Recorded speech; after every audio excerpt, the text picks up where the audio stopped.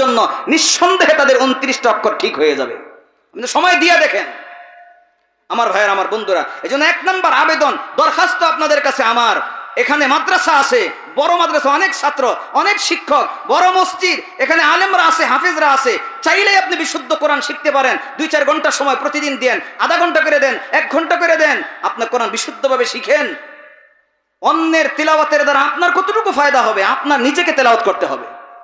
এই জন্য আমরা সবাই বিশুদ্ধভাবে কোরআন তেলাওয়াত শিখবো, এটা আমি আপনাদের কাছে দরখাস্ত রাখতেছি। আমরা নিয়ত করতে পারি না সবাই ইনশাআল্লাহ? আল্লাহ আমাদেরকে তৌফিক দান করেন, বলেন আমিন। মুহতারাম হাজিরিন, 1 নম্বর হলো মৌখিক ইবাদত, ইন্নাল্লাযীনা ইয়াতলুনা কিতাবাল্লাহ, যারা বিশুদ্ধভাবে কোরআনে কারীমের তিলাওয়াত করে। 2 নম্বর ওয়া আকামুস সালাহ, যারা নামাজ কায়েম করে। আচ্ছা বলেন, নামাজ এটা কিসের ইবাদত? শারীরিক ইবাদত, দৈহিক ইবাদত। মুহতারাম হাজিরিন, নামাজ পড়ার জন্য শরীর ব্যবহার করতে হয়, উঠানামা করতে হয়। এই জন্য নামাজ হলো শারীরিক ইবাদত।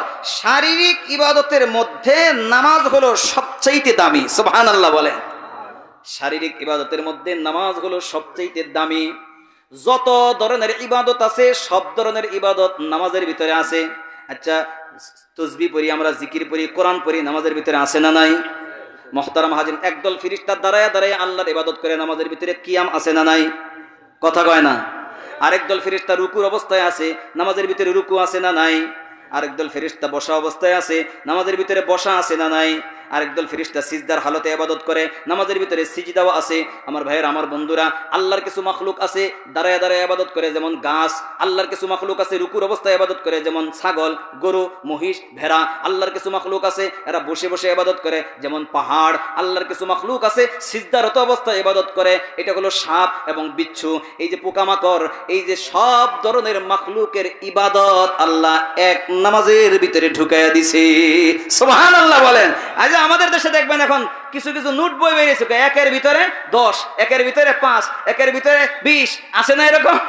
তা আল্লাহ কয় এক নামাজের ভিতরে আমি অনেকগুলি ঢুকাই দিছি। ফেরেশতাদের সব ইবাদত ঢুকাই দিছি, আর সমস্ত মাখলুকের সব ইবাদত ঢুকাই দিছি।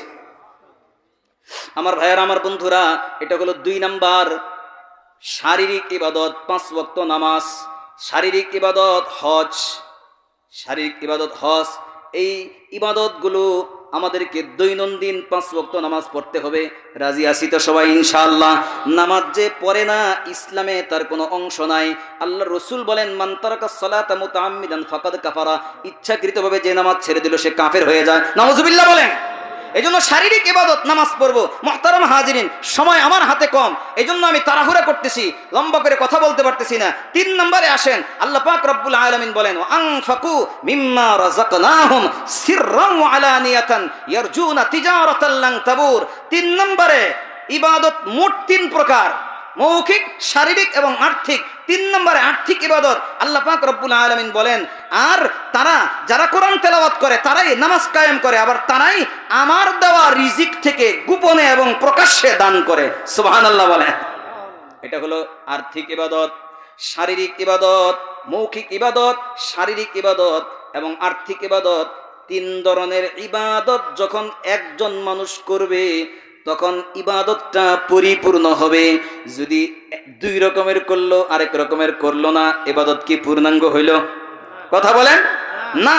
আল্লাহ তাআলা বলেন, এই 3 ধরনের ইবাদত যারা করলো এরা আল্লাহর কাছে ব্যবসার জন্য শরীর, অর্থ এবং কথাবার্তা এগুলো বিনিয়োগ করলো, ইনভেস্ট করলো, এটা ব্যবসার জন্য। আল্লাহ বলেন, এটা এমন এক ব্যবসা, পৃথিবীর সকল ব্যবসার ভিতরে লস হওয়ার ঝুঁকি থাকে, এটা শতভাগ ঝুঁকিমুক্ত ব্যবসা। তিজারাতান লান তাবুর, এই ব্যবসায় কোনোদিন লস হবে না। আওয়াজ করে বলেন সুবহানাল্লাহ। আমার ভাইয়েরা, আমার বন্ধুরা, আল্লাহ পাক রব্বুল আলামিন সূরা ফাতিরের 30 নম্বর আয়াতের ভিতরে বলেন, লিইউফিয়াহুম উজুরাহুম ওয়া ইয়াজিদাহুম মিন ফাদলিহি। আল্লাহ পাক রব্বুল আলামিন বলেন, একটা তাফসীর বলতেছি, আরো তাফসীর আছে। একটা তাফসীরের ভিতরে আসছে, রাসূল করিম আল্লাহ পাক রব্বুল আলামিন বলেন, যারা এই 3টা ইবাদত করবে, মৌখিক, শারীরিক এবং আর্থিক ইবাদত যারা করবে, এটা এমন একটা ব্যবসা, ব্যবসার ভিতরে কোনোদিন লস হবে না। এরপরে আল্লাহ পাক রব্বুল আলামিন বলেন, তাদেরকে আল্লাহ তাআলা পূর্ণাঙ্গ পুরস্কার দিবেন। পূর্ণাঙ্গ পুরস্কার বলতে আল্লাহ তাদেরকে জান্নাত দিবেন।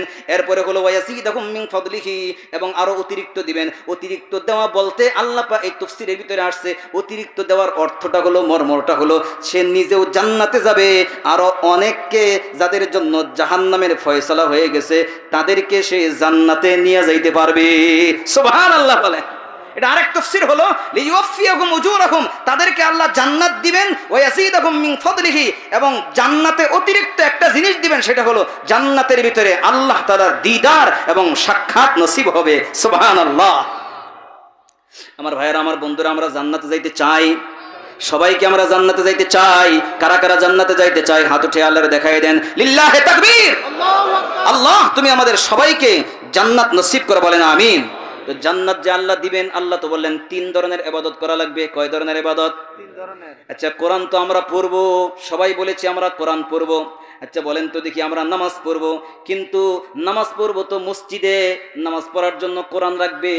নামাজ পড়বো মসজিদে, নামাজ পড়ার জন্য কোরআন লাগবে, কিন্তু নামাজ পড়ার জন্য তো ইমামও লাগবে, আবার নামাজ পড়ার জন্য কোরআনও লাগবে। কোরআন শিখানোর কোথায় হয়? ইমাম তৈরি কোন জায়গায় হয়? না না, ভার্সিটিতে, স্কুলে, কলেজে ইমাম তৈরি হয় না? ইমাম তৈরি হয় না, নাস্তিক তৈরি হয়। নাস্তিক তৈরি হয়। যত সব হাবিজাবি আছে সব শিক্ষা দেওয়া হয়, কোরআন শিখানো হয় না, কালিমা শিখানো হয় না, নামাজ শিখানো হয় না। কোটি কোটি টাকা বিনিয়োগ করতেছে সরকার, কোটি কোটি টাকা বিনিয়োগ করতেছে অভিভাবক, গার্জিয়ান, কিন্তু আফসোস আর দুঃখের বিষয় হলো যেই ছেলেটার পিছনে লক্ষ লক্ষ টাকা ব্যয় করলো, 22টা বছর নষ্ট করলো, এই ছেলেটারে দুর্মুজ মানলেও সূরা ফাতিহা বিশুদ্ধভাবে পড়তে পারে না, কালিমাটা বিশুদ্ধভাবে পড়তে পারে না, মারা যাওয়ার পরে বাবার লাশটা সামনে নিয়ে জানাজার দোয়াটাও পড়তে পারে না, বাবাকে কবরে দাফন করার পরে বাবার কবরের সামনে দাঁড়াইয়া 3 বার কুল হুয়াল্লাহ সূরা পড়া ইসালে সওয়াব করতে পারে না। আপনার অর্থ, আপনার সম্পদ, আপনার সময়, আপনার জীবন পুরোটাই ব্যর্থ। কথা বলেন ঠিক না বেঠিক? আমার ভাই, আমার বন্ধুগণ, কোন পথে হাঁটতেছি আমরা? যেই সন্তানের পিছনে লক্ষ লক্ষ টাকা বিনিয়োগ করলেন, সময় নষ্ট করলেন, 22-23 বছর, 25 বছর, এটা তো মরার পরে আপনার কবরের সামনে দাঁড়িয়ে 3 বার কুল হুয়াল্লাহ পড়তে পারবে না, আপনার লাশ সামনে দিয়ে জানাজার দোয়া পড়তে পারবে না। কি দিচ্ছে আমাদেরকে সরকার? কি দিচ্ছে আমাদের স্কুল, কলেজ, ভার্সিটি? কিছু বেঈমান, কিছু নাস্তিক, কিছু মুরতাদ, কিছু গাঁজাখোর, কিছু নেশাখোর, কিছু চোর, আর কিছু ডাকাত, আর কিছু দুর্নীতিবাজ তৈরি করতেছে। কথা বলেন ঠিক না ঠিক? আমার ভাই, আমার বন্ধুগণ, এই জন্য আমাদের মসজিদ লাগবে, আমাদের মাদ্রাসা লাগবে। মাদ্রাসা ইমাম তৈরি হয়, মাদ্রাসায় আলেম তৈরি হয়, মাদ্রাসায় খতিব তৈরি হয়, মাদ্রাসায় কোরআনওয়ালা তৈরি হয়, কোরআনের ধারক বাহক তৈরি হয়। আমার ভাই মুহতারাম হাজিরিন, এই জন্য এই মাদ্রাসায় বিশুদ্ধভাবে কোরআনে কারিমের তিলাওয়াত শিক্ষা দেওয়া হয়। এখানে আমাদের অর্থ যদি বিনিয়োগ করি, এই টাকা, এই অর্থ কোনোদিন বিফলে যাবে না। আপনি মরার পরে যদি দোয়া কেউ করে, এই ছেলেটাই করবে, এই ছেলেটাই করবে। আপনার অর্থ তখন কাজে লাগবে। আমার ভাই, আমার বন্ধুগণ, যেখানে আপনি অর্থ ব্যয় করেন না কেন, 4 পয়সার কাজে আপনার মরার পরে লাগবে না। মরার পরে শুধুই মাত্র ওই টাকাটাই আপনার কাজে লাগবে, যেই টাকা আপনি মসজিদে দিয়েছেন, যেই টাকা আপনি মাদ্রাসায় দিয়েছেন, এটা সদকায়ে জারিয়া হবে। আমার ভাইয়েরা, আমার বন্ধুরা, এই জন্য কোরআনে কারিমের বিশুদ্ধভাবে তিলাওয়াত মাদ্রাসায় শিক্ষা দেওয়া হয়, বিশুদ্ধভাবে নামাজ মাদ্রাসায় শিক্ষা দেওয়া হয়। মসজিদে নামাজ পড়ার জন্য কোরআনও লাগবে, মসজিদে নামাজ পড়ার জন্য ইমামও লাগবে। ইমাম মাদ্রাসায় তৈরি করা হয়। এই জন্য এই মাদ্রাসাগুলি গ্রামে গঞ্জে, মহল্লায় মহল্লায়, পাড়ায় পাড়ায় দরকার আছে না নাই? মাদ্রাসার পক্ষে কারা কারা হাত উঠে আল্লাহরে দেখাই দেন। সব ভিডিও হবে কুদরতি ভাবে, ফেরেশতারা ভিডিও করবে। মাদ্রাসার পক্ষে কারা কারা? লিল্লাহে তাকবীর। আল্লাহ আমাদের সবাইকে কবুল করেন, বলেন আমিন। মুহতারাম হাজিরিন, সবাই হাত উঠেছি মাদ্রাসার পক্ষে। নিজের ঘরের টাকার জন্য, নিজের ঘরের কোনো প্রয়োজনের জন্য আমি টাকা ব্যয় করতে কোনো কার্পণ্য করি না। মাদ্রাসা নবীর ঘর, মাদ্রাসা কোরআনের প্রতিষ্ঠান। এখানে এটা আমার নিজের মনে করতে হবে, কোরআন আমার আল্লাহর, কোরআন আমার। কথা বলেন ঠিক না বেঠিক? এই কোরআনের প্রতিষ্ঠান আমার, এখানেই মাদ্রাসা, আর সৌভাগ্যক্রমে এখানেই গুরুস্থান। এখানে কোরআন তেলাওয়াত হবে মানে আপনার মা, আপনার বাবা, কিছুদিন পরে আপনিও যে শোবেন, আর এই কোরআন তেলাওয়াতের নূর আর রহমত আর বরকত আর সওয়াব আপনার কবরে ফ্লাক্সিলুট হতে থাকবে। আওয়াজ করে বলেন সুবহানাল্লাহ। এই জন্য আমার ভাই, এইখানে যে টাকাটা ব্যয় করবেন, এটাই হলো আসল টাকা। এটা আপনার হবে, আপনার, আর সব অন্যের, ভাগাভাগি হবে। এই জন্য এই মাদ্রাসা আরো বড় হোক, আরো সুন্দর হোক, এটা কি আপনারা সবাই চান? এই জন্য আমি আপনাদের এলাকার সন্তান, আমি আপনাদের